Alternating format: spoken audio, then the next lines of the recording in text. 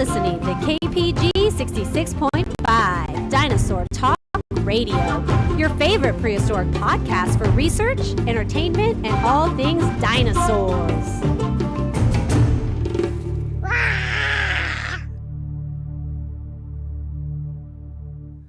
Welcome all my dinosaur fans, my prehistoric enthusiasts, anybody and everybody that loves anything to do about those terrible lizards, the dinosaurs. We all love dinosaurs here on KPG 66.5 Dinosaur Talk Radio.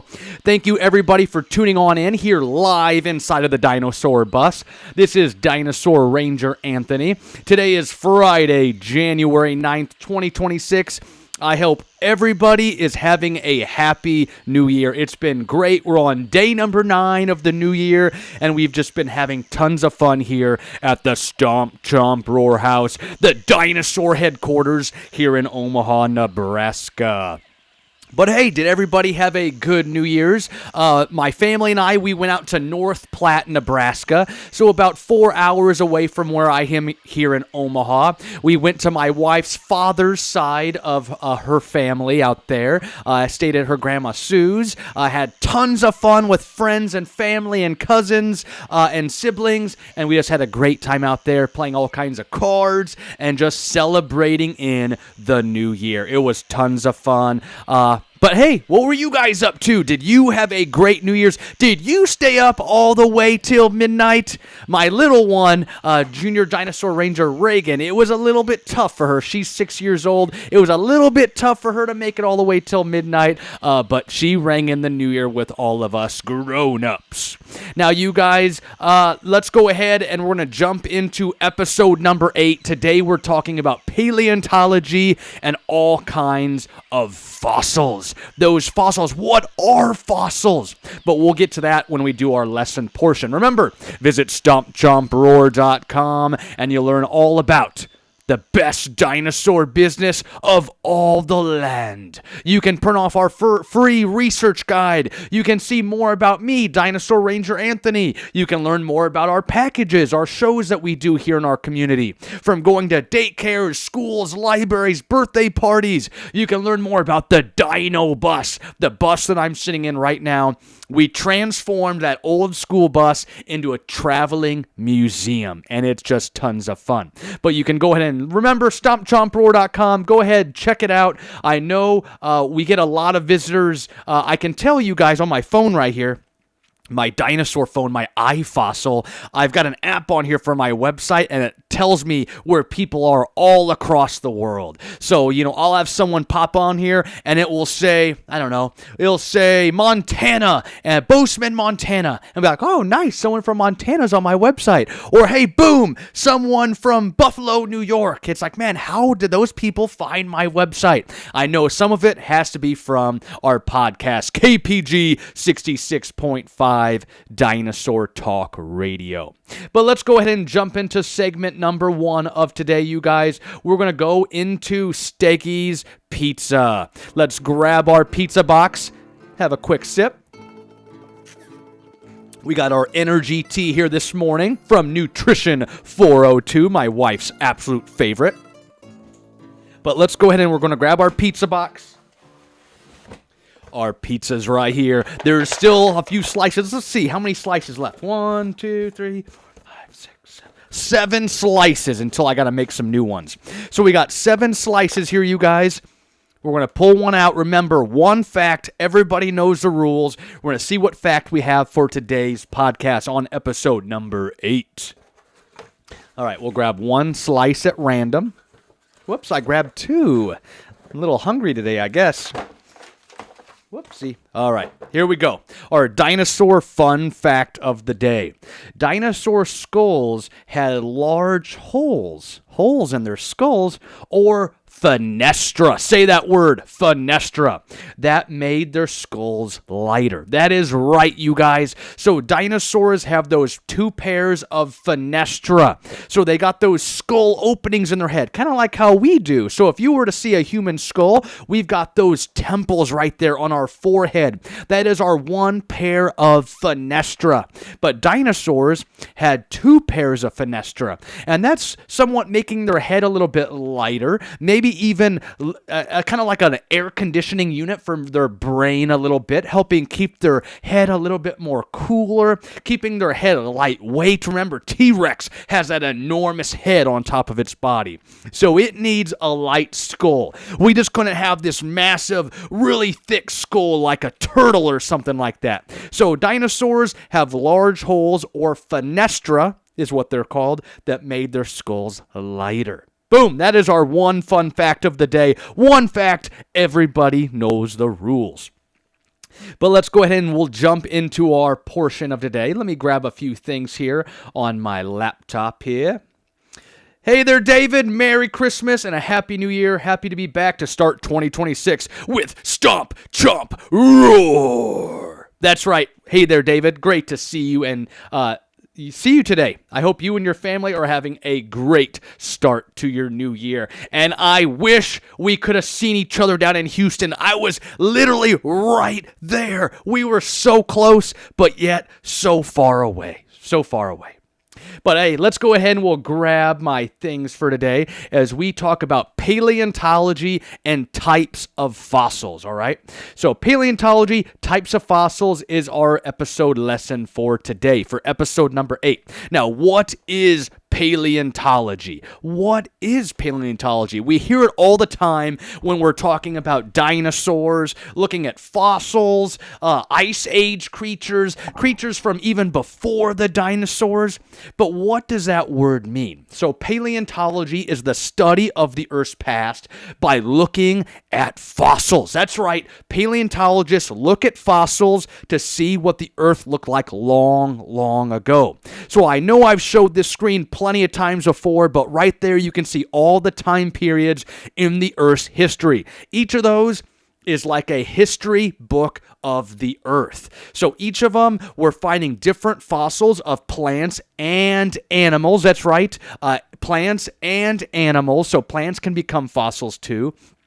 Any kind of living creature can become a fossil. So we find plants and animals, they're fossils from long ago. We put them into those different time periods, and each of those is like a different page in the Earth's history. So we look back into the Earth's history and get all sorts of different fossils. And paleontology, like I said, is the study of the Earth's past by looking at fossils. A paleontologist is a scientist that goes and looks for the fossils, maybe out at the dig site, maybe brings them back to the science lab in the museum, researches them, studies them, maybe a new dinosaur genus or species, or maybe putting them on display, making replicas for people like myself, a paleontology educator, to be able to educate the community all about dinosaurs. So I went to school, as we know in a past episode, I have a degree in broadcasting or communications.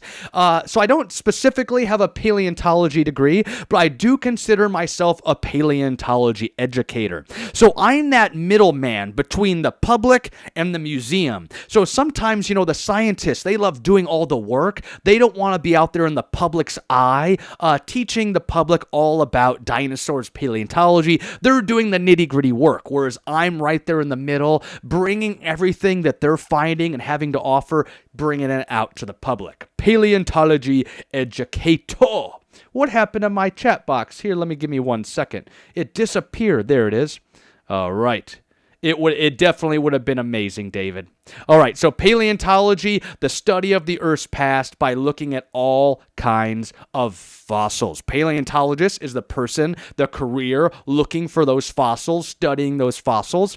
But what is a fossil? Now, first off, how do we know dinosaurs lived here on our planet? Is it because we find old movies or old VHS tapes? Do you guys know what a VHS tape is? Those old movies where you see the the film inside of it, and there was those two things on the back where it would help rewind or fast forward. That's a VHS tape. Did we find those down in the dirt? And that's how we know dinosaurs lived here long ago. Well, I hope not. We actually find their bones, their fossils. So we've got to find their fossils, and that's how we know creatures, all kinds of creatures, lived long, long ago.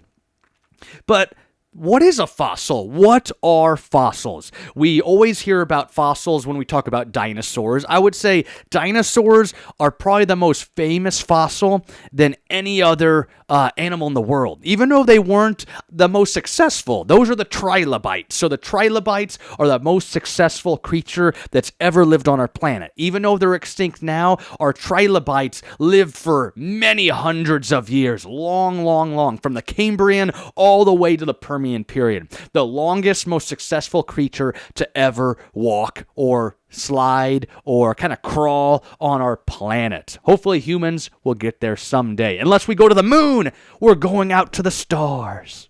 That would be cool. But anyway, let's go into it. What is a fossil? So a fossil is the preserved remains or traces of ancient life. And I said remains or traces, and that's because there's two kinds of fossils. We've got something called trace fossils, and we've got something called body fossils. Body fossils and trace fossils. But what is the difference between the two? And I really meant to grab some props for people that are here watching on YouTube. And I totally spaced it. I was on a fast hurry from Nutrition 402. I got my energy tea with my wife. I ran, I drove back, and I forgot to grab the fossils out of the display cases. But let's go into them, okay? So we got body fossils, we've got trace fossils. So a body fossil is just like it sounds. It's a part of the animal's body. So think of T-Rex's tooth. Think of a Triceratops horn. Think of a mammoth tusk. Think of some Thagomisers from a Stegosaurus. Think about the body from a trilobite or an ammonite, its shell. Think of, what else can we go? We can go on and on and on. All parts of the animal's body become body fossils. Even you, David, can become a fossil. That's right. Wouldn't that be cool? Maybe that would be like my new business. So instead of being buried out in a cemetery somewhere, or maybe cremated and turned into ash in an urn, maybe I'll start Stomp, Chomp, Roar, Morgatory. I will turn people into fossils. Wouldn't that be cool? That might be $1 million business right there. No, it would be, I don't know. That's just too morbid for me. I couldn't be somebody that worked around human death. Dinosaurs are one thing. Humans, that's a totally different aspect. I'm not going to work in that career. But anyway, so fossils, we're just crazy tangents. So fossils, those preserved remains or traces of ancient life. Body fossils are all parts of the animal's body. But what is a trace fossil? What is a trace fossil?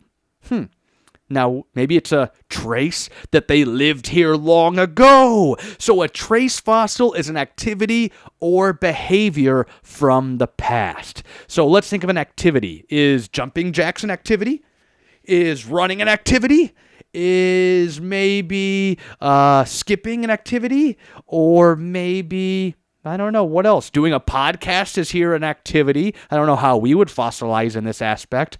But a trace fossil is an activity or behavior from the past. Dinosaurs walked around, left footprints down in the ground, and it became a fossil. So a trace fossil is like a footprint, or maybe some little burrowed holes from some kind of creature that was burrowing holes down in the ground.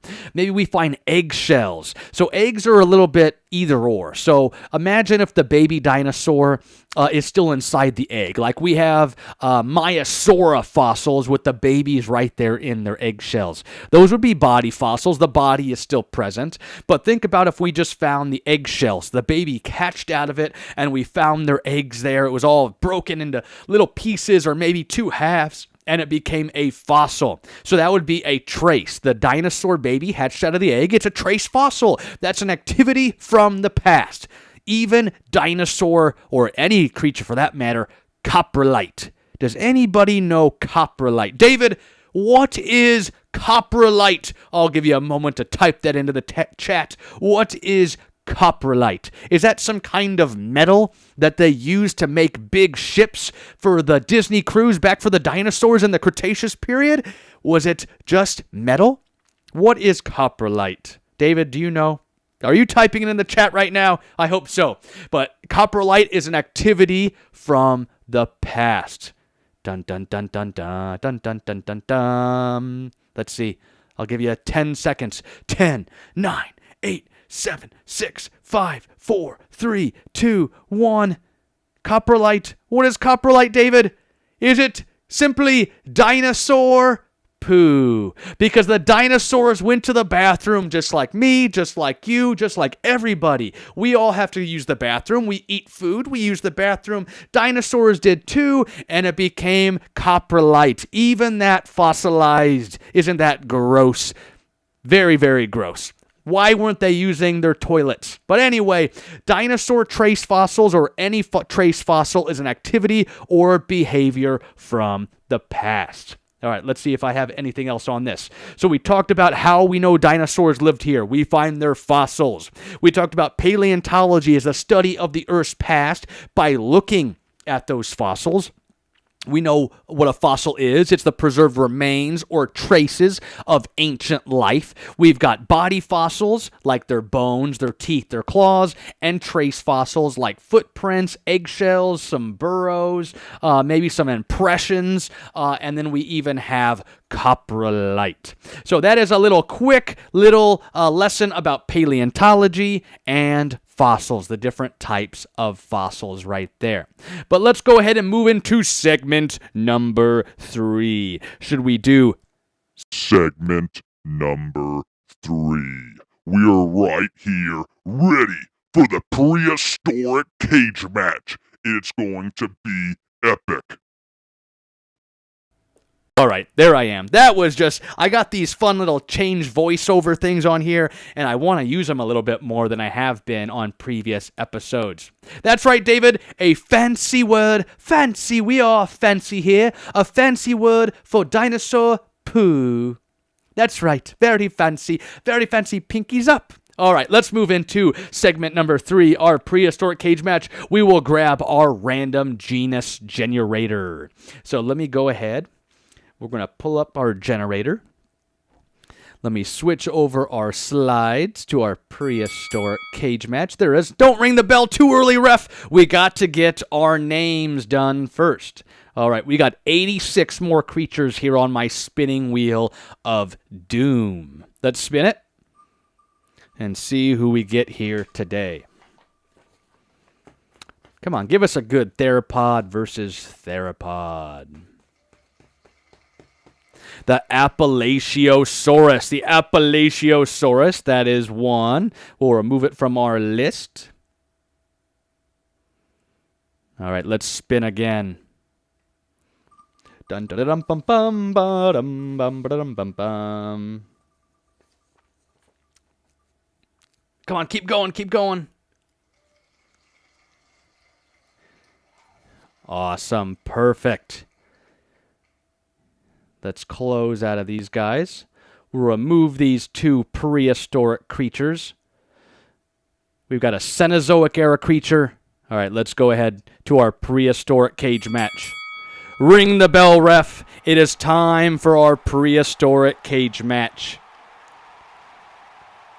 Jeez, this one's very, very tricky. All right, we'll start with our prehistoric cage match number 8. First up, in the red corner, we have the Appalachiosaurus. This is the big East Coast theropod. So we don't think about too many theropods on the East Coast, and we'll talk about that in future episodes because of that Western Interior Seaway.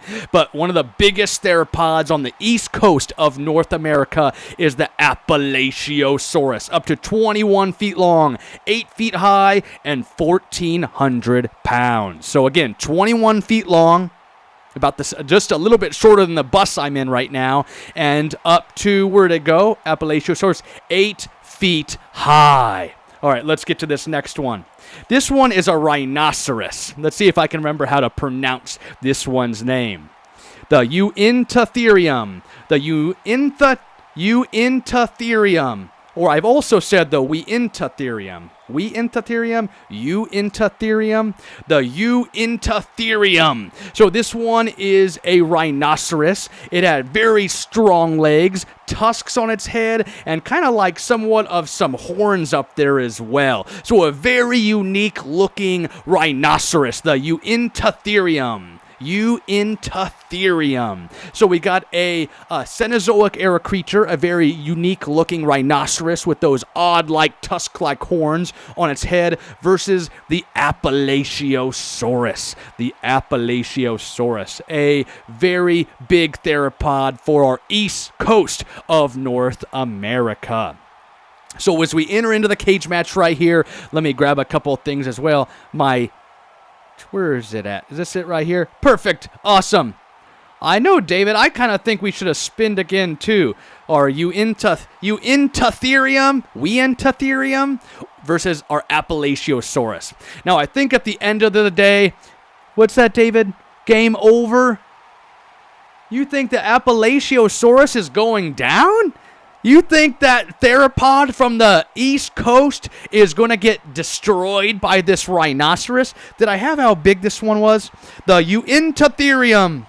Oh, this one. Uintatherium, 14 feet long, 5.6 feet high, weighing 2 tons. So this is a real big, meaty, the Uintatherium. Here, for our podcast viewers, let's see if I can pull this up here real quick. The Uintatherium. For our YouTube viewers. All right, here he is right here. Let me click on this friend, and I'll try and show you guys if you're watching on YouTube right there. Maybe? Oh, and my camera's way up here. So there is our Uintatherium. Look at all those weird, unique, like horns up on its head. Very unique. So this one, you guys, isn't your average rhinoceros. This one having those, I believe, 6 tusk-like horns up there on its head for a little bit of body armor, some protection. It's going to be able to ram anything, even maybe that Appalachiosaurus. So as those two creatures enter into our arena, we're ready for rhino versus theropod. Theropod versus rhinoceros. Now, our theropod, you guys remember, was up to 21 feet in length, if I can find my Appalachiosaurus. 21 feet long versus 14 feet long. So I think our Appalachiosaurus is truly going to have the advantage. It is bigger. It's got those sharp teeth. It's going to be able to probably run circles around that Uintatherium. So even though the Uintatherium is hopefully going to get a couple strikes in, and it's going to be able to maybe attack it with those horns a little bit, I don't know if it would be able to take it down. It would really need to hurt the Appalachiosaurus's legs to be able to get that dinosaur down onto the ground and then maybe keep using its horns, its tusks as a battering ram and keep hitting onto our theropod. So I think, you guys, it would be safe to say at the end of the day, our winner would be the Appalachiosaurus. The meat-eating theropod from the Mesozoic era would defeat our Cenozoic era Uintatherium, something crazy like that. The Uintatherium. But I've also read Uintatherium. However, we're pronouncing that U there at the beginning. So Uintatherium would be defeated by our Appalachiosaurus. The big East Coast theropod. Did it storm around New York? It was in D.C., all the East Coast dinosaur. So again, we don't find, when you think about dinosaurs, many of them are on the west side of North America. You know, Montana, the Dakotas, Wyoming, Colorado, Utah. So we're finding a lot of things over there in more of the Rocky Mountain formation than we are like the Appalachian Mountains on the east side of the country, of the continent. And a lot of that has to do with that Western Interior Seaway that I'll definitely do a podcast on in a future future episode. But let's go ahead and we'll move over into our closing thoughts for today as we begin to bring our podcast down, as we show our claws. Now, thank you all my dinosaur fans, prehistoric enthusiasts, Jurassic lovers, Triassic, I already said enthusiasts, anybody that loves dinosaurs. Thank you if you've been tuning in, continuing to listen to the KPG 66.5 Dinosaur Radio podcast. Whether you're watching on YouTube, watching later on YouTube, I can see the numbers still continuing to grow. Or even if you're on iHeartRadio or Amazon Music or Apple Music, I can see my statistics, all the numbers still continuing to grow on those platforms as well if you're just listening to the audio feed. But remember, you can go over to YouTube and watch moi. Perfect. I'm right here. You can see me in action and see the dinosaur bus all around me as well. But I hope you guys all have some awesome weekend plans. This weekend, my family and I are going to do some spring cleaning. Do you guys like to clean? So my family and I, always in January, my wife and I, after we got all the Christmas decorations put away, we did that last weekend. The next two weekends, we like to do some spring cleaning. So even though it's not totally spring yet, we just like to go kind of through each of the rooms of our house and kind of declutter and get rid of some stuff we don't use anymore, try to sell a few things that we don't use anymore, and put that money into our next vacation fund. So we'll be doing some spring cleaning, hanging out with some family. I don't have any dinosaur birthday parties this weekend, so I have an off weekend, whereas next weekend, after this one, I've got 2 birthday parties, and then I start doing a bunch of date cares towards the end of January. So I'll be busy here in the next couple weeks. But did anybody get any dinosaur toys for Christmas? If you want to go onto my Facebook, Stomp Chomp Roar on Facebook, you'll see my dinosaur haul. So I gotta believe like 12 or 14 different things for Christmas that were totally related to dinosaurs. So if you go to my Facebook, you can see everything that I got for Christmas from my friends and family that's related to dinosaurs. So my friends and family, they always are trying to feed my dinosaur obsession and get me all kinds of dinosaur things. Isn't it crazy? But I hope you guys got some very cool things out there for over the holiday season. But that pretty much wraps up our podcast for today. Remember, we talked about paleontology, the study of the Earth's past by looking at fossils. We talked about body fossils, trace fossils. We learned that word fenestra, which is the holes up there in the head. Our Appalachiosaurus beat the Uintatherium, that weird-looking rhinoceros from the Cenozoic era. And we learned just all kinds of things for today. And I thank you all so much for continuing to listen in as well. It's been terrific doing this new podcast on Fridays. It's just been tons of fun. I love getting in front of the computer, the microphone, the camera, and recording it. And I totally love that it's more conversation style. It's totally off the claw, not as scripted as some of the other things I do where the lessons are a little bit more scripted, or I got more bullet points that I want to make sure to read throughout the lesson. We can just sit here today and talk all about all kinds of dinosaurs. I can't wait to show you. Perfect, David, for our next meeting. We do have our meeting coming up here. What is today? Today is the 9th. Let me look at my calendar, too. David's one of our Patreon Club members. So on Wednesday, January 21st. So anybody else interested, we've also got our Patreon club that I haven't plugged too much here on our podcast, but I do virtual lessons on our Patreon club platform. Just look up Stomp Chomp Roar. But this month we're talking about the Cambrian explosion. So the explosion of all kinds of life. And I should do an episode on that too here on our podcast as well. So when did the Earth get an explosion of all kinds of creatures? And that's what we'll be talking about this month, David, on our Patreon Club platform here in just 2 Wednesdays. The Cambrian explosion. So I want you to figure out, how did the Earth get populated by so many different creatures? like that. What happened? What happened on our planet that caused all those creatures to just diversify, and we got so many different things? But totally off topic, this episode was all about paleontology and fossils, and remember, we were fancy as well. Perfect. Well, I guess let's go ahead and do our closing slogan for today as we end another podcast here at KPG 66.5 Dinosaur Talk Radio. Very sad. Let's end another podcast. At least it won't end with an extinction like the KPG extinction that we talked about last week. Now remember, thanks to all the dinosaurs for giving us this passion. But this is our world now. Get out there, do something good, and never be afraid. Truly, never be afraid to show your claws. Those big, beefy, meaty claws. T-Rex only had 2 claws, but they did have a 3rd finger. It just didn't have a claw anymore. So never be afraid to show your claws. That is episode number 8 of KPG 66.5 Dinosaur Talk Radio. David, I'll see you next time. And remember, we'll see you later. Ranger Anthony signing out. See you guys. Have a great weekend.